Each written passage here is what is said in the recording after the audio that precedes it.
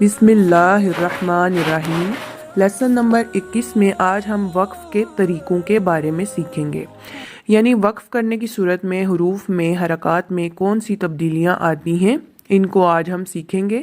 اس کے ٹوٹل 5 قواعد ہیں جن کو ہم سٹیپ وائز اچھی طرح سے سیکھ لیں گے۔ اس کے بعد ہم قرآن مجید میں کہیں بھی وقف کریں گے تو انشاءاللہ ہمیں کوئی بھی پریشانی نہیں ہوگی کہ ہم نے یہاں پر کون سی تبدیلی لانی ہے، کون سی حرکت کو کس چیز میں تبدیل کرنا ہے۔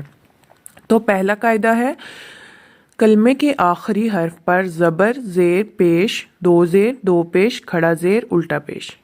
زبر زیر پیش، دو زیر دو پیش کھڑا زیر الٹا پیش۔ جب یہ والی حرکات آ جائیں تو اس حرف کو، جس پر یہ حرکت ہو، اس حرف کو وقف کرتے وقت ساکن کر دیں گے۔ اس کی مثالیں دیکھتے ہیں، پھر انشاءاللہ آپ کو اس کی سمجھ آ جائے گی۔ جیسا کہ صادقین، یہاں پر زبر ہے، تو جب ہم اس کو وقف کریں گے، آگے وقف کی علامت ہے، آیت کی علامت ہے، یہاں پر وقف کرتے ہیں جیسے آپ نے پچھلی کلاس میں پڑھا۔ تو جب ہم وقف کریں گے تو نون کے اوپر سے زبر ہٹ جائے گی اور نون ساکن ہو جائے گا، جیسا کہ صادقین۔ نون کے ساکن ہونے کی وجہ سے یہاں پر سکون عارضی آیا۔ سکون عارضی جب حروف مدہ کے بعد آتا ہے، جیسے آپ نے مدات کے سبق میں پڑھا، حروف مدہ کے بعد جب سکون عارضی ہو تو مد عارض ہوتا ہے، اس وجہ سے یہاں مد پائی گئی اور ہم نے اس کو زیادہ لمبا کیا۔ اوپر ہم نے جب وقف نہیں کیا تو صادقین ایسے پڑھا، لیکن جب وقف کیا تو صادقین زیادہ لمبا کیا، کیونکہ عارضی سکون کی وجہ سے یہاں پر مد آئی۔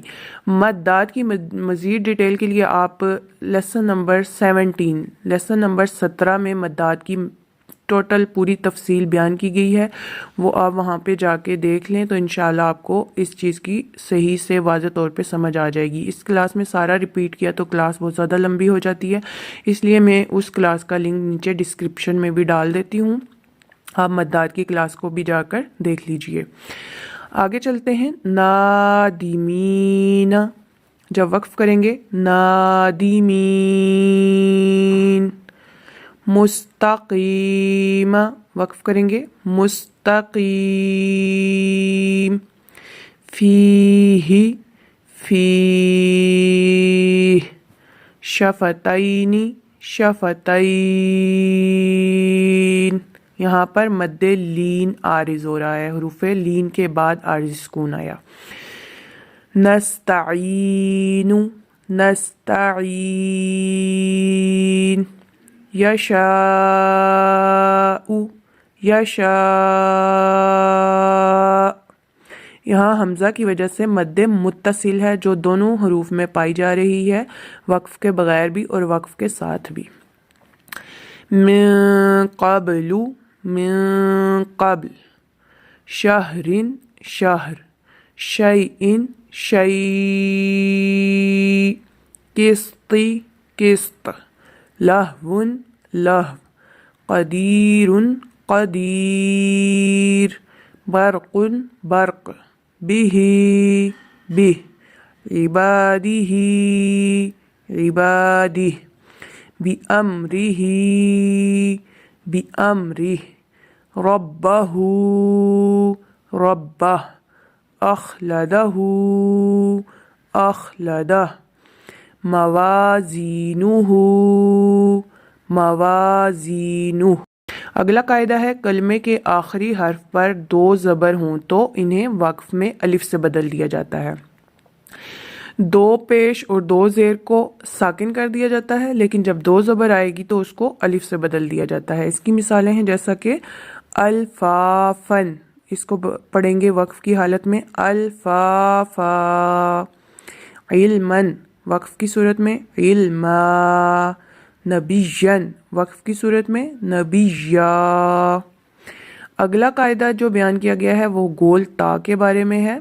کلمے کے آخر میں جب گول تا، خواہ کوئی بھی حرکت اس پر ہو، تنوین یا کوئی بھی حرکت، تو اس کو ہا ساکن سے بدل دیتے ہیں، یعنی جب بھی تا آئے گی چاہے اس پہ کوئی بھی حرکت ہو، اس کو وقف کرنے کی صورت میں ہا ساکن سے بدل دیں گے۔ اس کی مثالیں دیکھ لیں، قوتاً، قوہ۔ رقبۃ، رقبہ۔ जारियतुन जारिया, इस तरह से इसको हा साकिन से बदल देंगे। अगला कायदा है कि जो खड़ा ज़बर, हुरूफ मद्दा और साकिन हुरूफ ये वक्फ की हालत में तब्दील नहीं होते बल्कि एज इट इज़ रहते हैं, यानी जैसे वक्फ के बगैर हो आप पढ़ेंगे इनको उसी तरह से वक्फ के साथ भी उसी तरह से पढ़े जाएंगे। इसकी मिसालें जैसे कि वतवल्ला, खड़ा ज़बर है, इसको इसी तरह से वक्फ में भी पढ़ेंगे वतवल्ला। मिनल ऊला, आगे वक्फ मिनल ऊला। फतरदो, वक्फ की सूरत में भी फतरदो।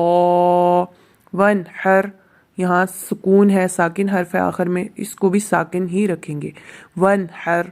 फरगब फरगब। फहद्दिस फहद्दिस। फीहा, हरूफ मद्दा या अलिफ मद्दा या इसको इसी तरह रखेंगे फीहा।